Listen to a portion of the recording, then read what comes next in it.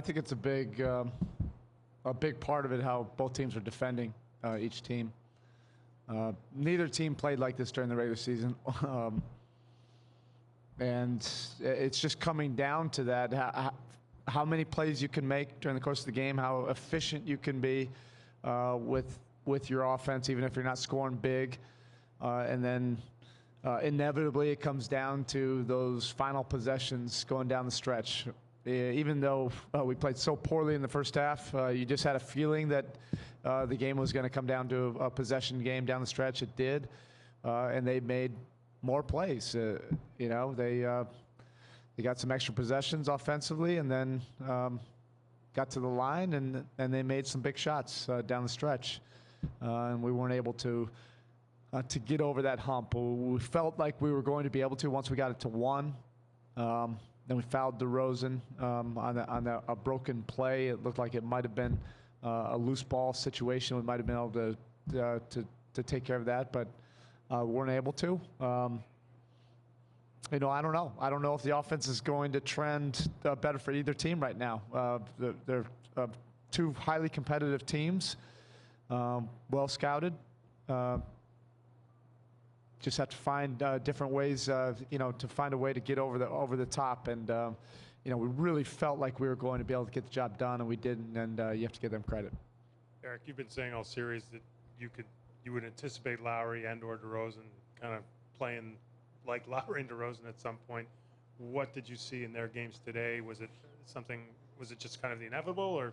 No, not necessarily. I mean, you have to credit them. So, look, they're all-stars. You have to embrace and take the challenge on good players in this league in the playoffs. And they're a very good team. So even with all that said, you still have opportunities to win. Even with big nights, if we just get 1 or 2 more stops and a little bit more efficient offensively down the stretch, you know, we can come out of here with a win. But I think early on, some of the lack of discipline in terms of allowing them to get some rhythm shots, rhythm free throws early on that first quarter. That's a dangerous thing with all-stars, and they see the ball going through that net from the free throw stripe. Now they get a little bit more confident in other areas. Coach, were you surprised at all that they stayed big basically No, for most of the game? We anticipated that.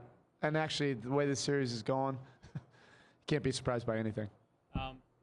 Where does that present a bigger challenge for you when you're playing small versus their big? Well, you saw it. It's the blockouts. You know, we're putting bodies on them. We're getting you know, thrown around, and they were able to get some important extra possessions. But we had some advantage in the other way. So you know, that's the give and take of it.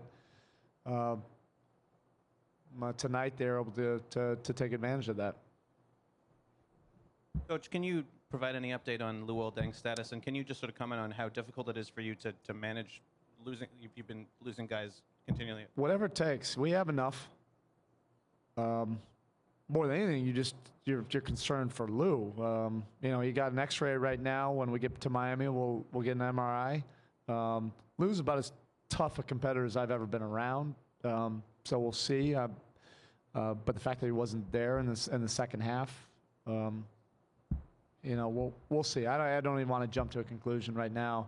But look, he was out. Hassan's out.